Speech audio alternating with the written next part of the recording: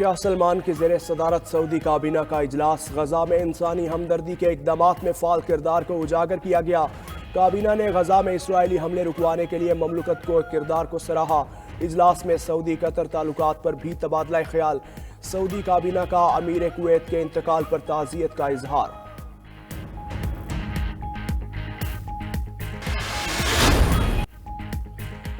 चार बड़ी वकला तंजीमों का इलेक्शन कमीशन पर शदीद तहफ़्फ़ुज़ात का इजहार।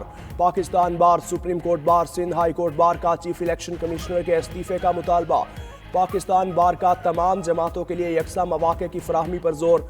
इंतखाबी तरीक़ाकार, हल्काबंदी और नशिस्तों की तकसीम पर सवालात उठा दिए। कहा जहलुम, गुजरावाला और रावलपिंडी में नशिस्तों की तकसीम में अदम तवाज़ुन है। सुप्रीम कोर्ट बार ने कहा मौजूदा हालात में चीफ इलेक्शन कमिश्नर को घर जाना चाहिए। सिंध हाई कोर्ट बार ने कहा मौजूदा हल्काबंदी पर शफाफ इंतखाबात नहीं हो सकते। पंजाब बार का भी हल्काबंदी और नशिस्तों की तकसीम में तजाद पर इजहार तशवीश।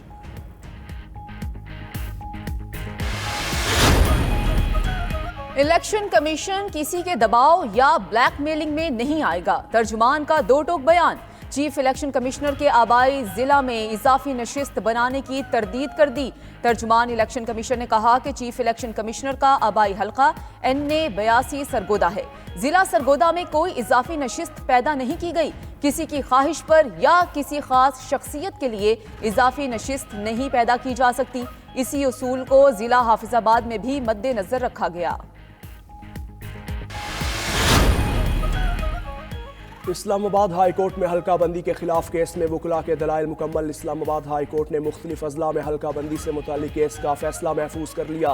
जस्टिस अरबाब मोहम्मद ताहिर ने कहा कि मुनासिब हुक्म जारी करेंगे, मुस्तकबिल में भी काम आएगा।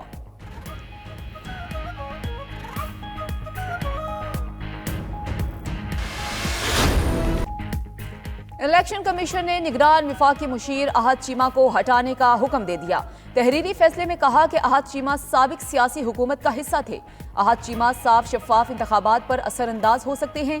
निगरान वजीर फवाद हसन फवाद के मामले पर 21 दिसंबर को समाअत होगी। दरख्वास्त गुजार अजीजुद्दीन ने मुबैना जानिबदार वज़रा को हटाने की इस्तदा की। इलेक्शन कमीशन ने निगरान वज़ीर आज़म को भी नोटिस जारी किया। दूसरी जानिब MD बैतुल माल आमिर फिदा पराचा ने इस्तीफा दे दिया। पीपल्स पार्टी के प्लेटफॉर्म से इंतखाबात में हिस्सा लेंगे। सिलेक्टेड ने तब्दीली के नाम पर झूठ, यूटर्न, बदतमीजी और धांधली की। साबिक वज़ीर आज़म नवाज शरीफ का मुस्लिम लीग नून के पार्लिमानी बोर्ड इजलास से खिताब। बोले आइन टूटता है तो जज आइन शिकन को पहाड़ पहनाते हैं। पार्लियामेंट टूटती है तो कहते हैं ठीक हुआ। भारत या अमेरिका ने नहीं, हमने खुद अपने पांव पर कुल्हाड़ा मारा। 2018 के इंतखाबात में इंजीनियरिंग करके सिलेक्टेड को वज़ीर आज़म बनवाया। नून लीग की हुकूमत ने लोड शेडिंग और दहशतगर्दी खत्म की। डॉलर 4 साल तक नहीं हिला। PTI के आते ही पर लग गए। दहशतगर्दी भी वापस आ गई।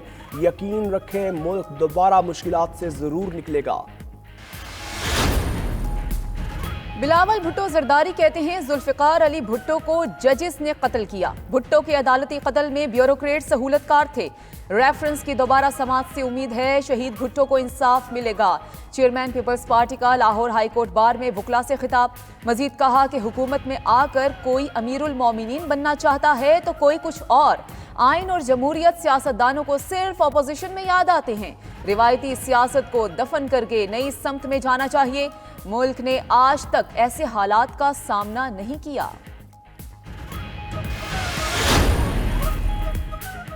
तशद्दुद को इंसानी हुकूक का नाम देना किसी सूरत काबिल कबूल नहीं। हुकूमत कवानीन के तहत किसी पर भी पाबंदी लगा सकती है। निगरान वज़ीर आज़म की कोयटा में तलबा और तालिबात से गुफ्तगू। अनवारुल हक काकड़ ने कहा कि 8 फरवरी को इलेक्शन हो रहे हैं, किसी पर कोई पाबंदी नहीं। सियासी तौर पर मुंतखब होकर जाएं और मसाइल पर भरपूर आवाज़ उठाएं। फ़आल जमहूरियत मुल्क में सियासी इस्तेहकाम लाती है। चंद साल में पाकिस्तान में मुआशी और सियासी इस्तेहकाम आएगा। पाकिस्तान का मुस्तकबिल रोशन। मुआशी तरक्की के बेशुमार मौके हैं। चीन और खित्ते के दीगर मुल्कों से 10 साल में 36 खरब डॉलर की तिजारत का मौका है। इलेक्शन कमीशन ने PTI इंट्रा पार्टी इंतखाबात केस का फैसला महफूज कर लिया। इंट्रा पार्टी इलेक्शन केस में PTI ने 40 सवालात के जवाबात दे दिए। मीडिया से गुफ्तगू में बैरिस्टर अली जफर ने कहा कि एक ही सवाल 9 तरह से पूछा गया। दूसरी जानिब पेशावर हाई कोर्ट में भी इंट्रा पार्टी इंतखाबात और इंतखाबी निशान केस की समाअत। हाई कोर्ट का इलेक्शन कमीशन को पीटीआई के खिलाफ 21 दिसंबर तक कार्रवाई न करने का हुक्म। चेयरमैन बैरिस्टर गोहर ने कहा कि पीटीआई से बल्ले का निशान वापस लेना अवाम से नाइंसाफी होगी।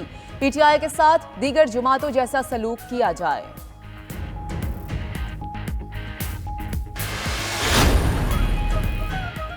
बानी पीटीआई ने तोशाखाना तोहाइफ कम कीमत जाहिर करके रखे। नैब ने बानी पीटीआई और बुशरा बीबी के खिलाफ रेफरेंस दायर कर दिया। रेफरेंस के मुताबिक वजारत उज़्मा के दौरान बानी पीटीआई और बुशरा बीबी को 108 तोहाइफ मिले। मुल्जिमान ने 58 तोहाइफ अपने पास रखे। सऊदी वली अहद से मिलने वाला ज्वेलरी सेट भी कम मालियत जाहिर करके रखा। मुल्जिम तोहाइफ तोशाखाना में जमा करवाने के पाबंद थे। बानी पीटीआई और बुशरा बीबी के खिलाफ अहम गवाह वादा माफ गवाह बन गया। नैब ने तोहफे की कीमत का तखमीना लगाने वाले सुहेब अब्बासी को वादा माफ गवाह बना लिया। सुहेब अब्बासी ने बयान में कहा, दबाव में आकर कम कीमत लगाई। गुजरात से मजीद 2 साबिक अरकान असम्बली ने पीटीआई छोड़ दी। फैजुल हसन शाह NA 70 से रुकने कौमी असम्बली मुंतखब हुए थे। चौधरी अरशद PP 34 से रुकने पंजाब असम्बली बने थे। फैजुल हसन कहते हैं कि 9 मई के वाकयात की मजम्मत करते हैं। 9 मई के हमलों के जिम्मेदारान को सजा मिलनी चाहिए। चौधरी अरशद ने कहा कि वो किसी और जमात में शामिल नहीं होंगे। पीटीआई के साबिक MP वासिफ रां का पीपल्स पार्टी में शमूलियत का ऐलान। साबिक वज़ीर आज़म यूसुफ रजा गिलानी ने वासिफ रां को खुशामदीद कहा। कहते हैं पीपल्स पार्टी एक जिद्दोजहद का नाम है, मुल्क को बहरानों से निकाला। पीपल्स पार्टी इंतखाबात के लिए तैयार है। इस इलाके से मूसा गिलानी कौमी और वासिफ रां सूबाई असम्बली के उम्मीदवार होंगे।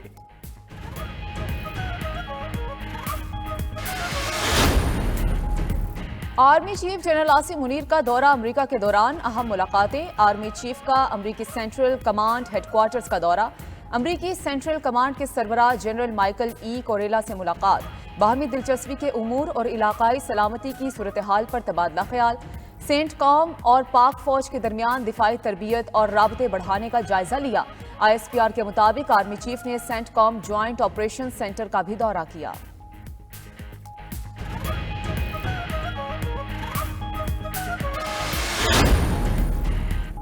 गुलकार आतिफ असलम के गिर्द FBR का घेरा तंग। आतिफ असलम एडवांस टैक्स की अदम अदायगी, गोशवारा और रिकॉर्ड जमा न करवाने पर रिडार पर आ गए। FBR ने आतिफ असलम को इनकम टैक्स गोशवारा जमा न करवाने पर नोटिस जारी करके 22 दिसंबर की डेडलाइन दे दी।